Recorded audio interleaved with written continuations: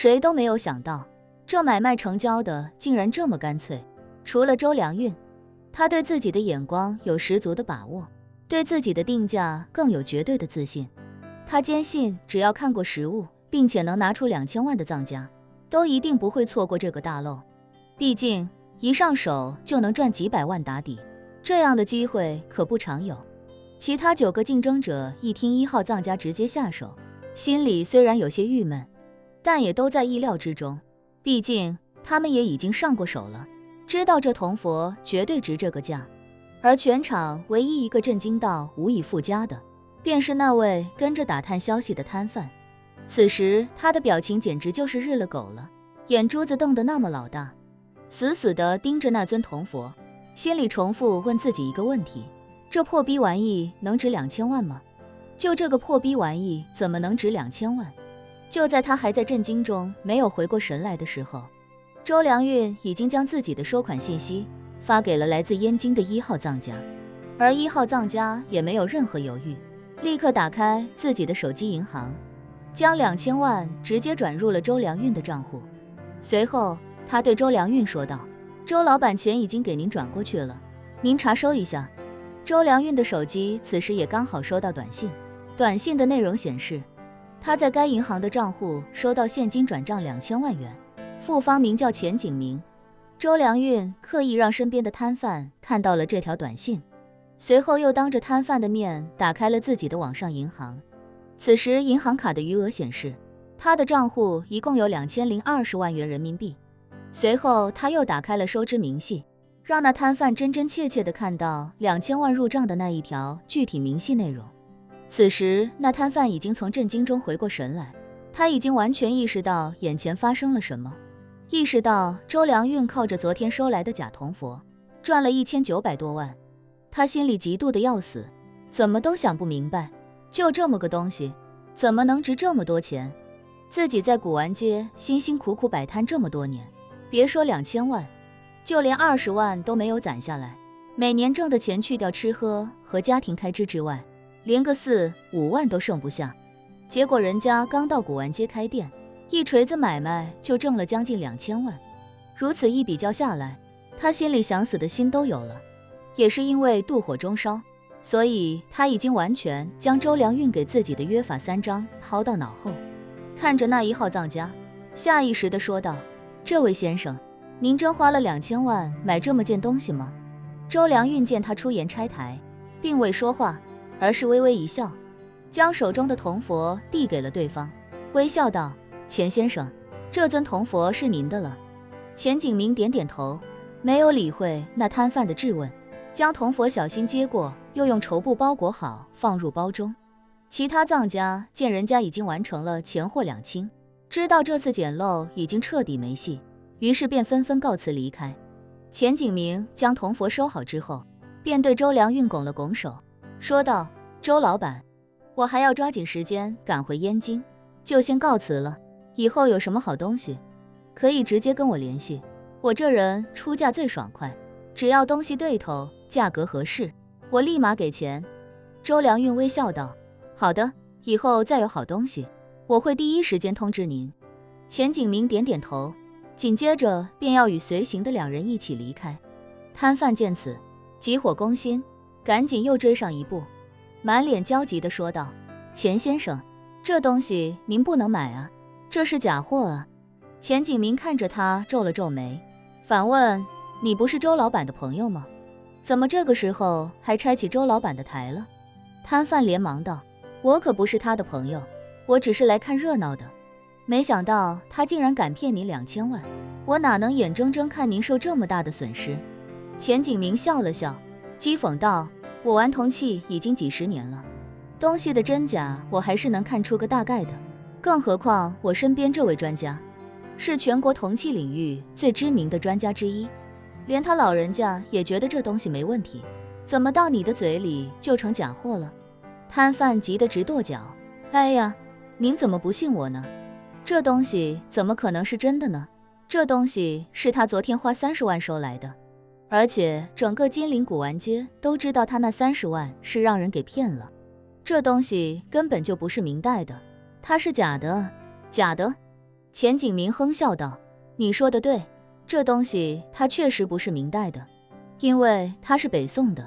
既然是北宋的，那它就值这个价格。”说着，钱景明又道：“你之前给我看的视频我看过了，视频里那个人完完全全就是个门外汉。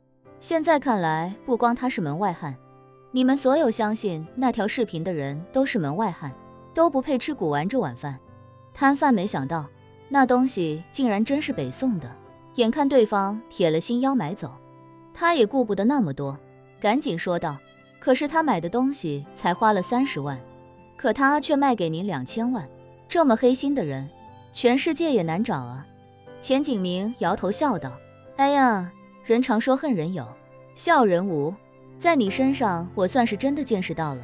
你觉得周老板赚了这么多钱，心里不舒服，但在我看来，周老板能赚这么多钱，完全是他的眼光和本事。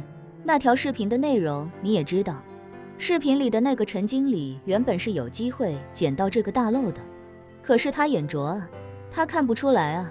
周老板看出来了，那这钱就该周老板赚。”说着，钱景明微微一顿，继续说道：“哦，对了，你可不能说周老板把这铜佛2000万卖给我是黑心，因为周老板明显是放了个漏给我。这东西要是拿到燕京上拍卖会的话，拍到2700-800万是没问题的。所以我心里非但不觉得周老板黑，反而还很感谢他。不管你看周老板赚钱心里难受，那么很抱歉，我只能让你难受了。这摊贩此时此刻已经完全失去了思维和语言的逻辑，他急得满头大汗，牙都咬得咯咯作响。黔驴技穷的他只能下意识说道：“那个，要不您再仔细看看，万一那东西有问题呢？”钱景明叹了口气，对周良运说道：“周老板，看来这条古玩街的营商环境并不友好，将来周老板还要多多保重啊。”周良运拱了拱手，笑道：“谢谢钱先生提醒，我倒觉得这里的营商环境，某种意义上说还是很友好的，否则也不可能我刚来这里，同行就放了一个这么大的漏给我。你也看到了，整条街这么多门面，就属我的最简陋，结果这么好的东西，还就让我给收到了，只能说谢谢同行们赏饭吃。”钱景明一听这话，顿时哈哈大笑几声，道：“好好好，周老板有这番见地，果然不是一般人。将来有机会到燕京，一定联系钱某，到钱某家中好好喝上几杯。”“好。”周良运点头说道：“一定。”钱景明微笑道：“时间不早了，我先告辞，再见。”钱景明一行3人转身离开了珍宝轩，而那摊贩还愣愣地站在原地，看着他们远去的背影，整个人如丧考妣。周良运见他仿佛丢了魂一般，便将他的手机还给了他，冷声说道：“咱们说好的约法3章，你非但没有遵守，还想着拆我的台。既然你不仁，那也别怪我不义。从今起，你我之间不要再有任何瓜葛，见了面也不要互相问好，只当谁也不认识对方。”那摊贩本就气得想死，眼看手机还了回来，赶紧一把抓过，迈步就跑了出去。刚出门，他便立刻打电话给了陈宇飞。陈宇飞此时才刚到吉庆堂，屁股还没坐热，就接到了他的电话。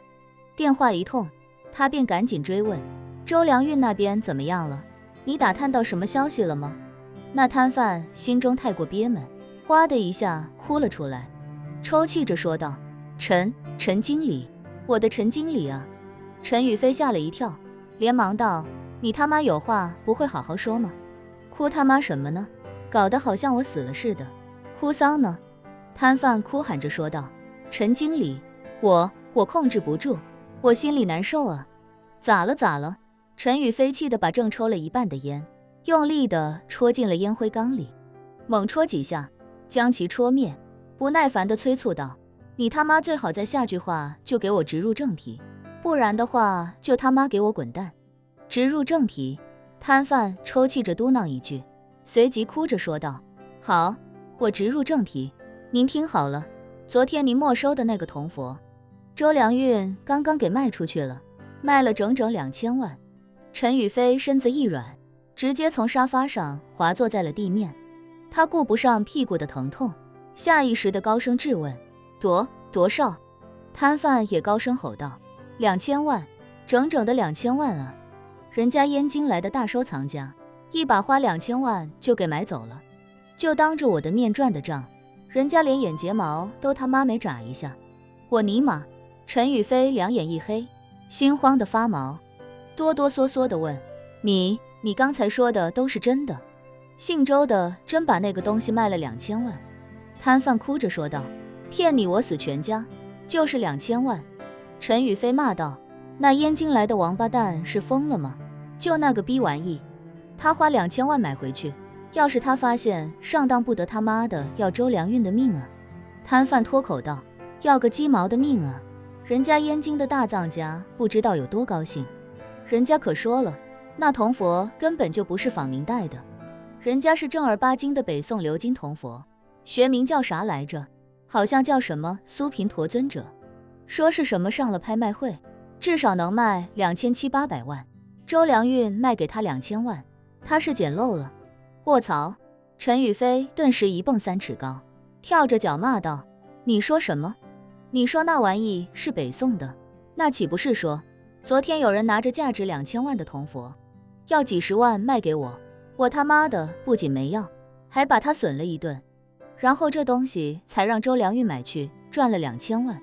对啊，摊贩也是看热闹不嫌事大，脱口说道：陈经理，您昨儿个要是把那铜佛给留下，那今天挣2000万的就是您了啊！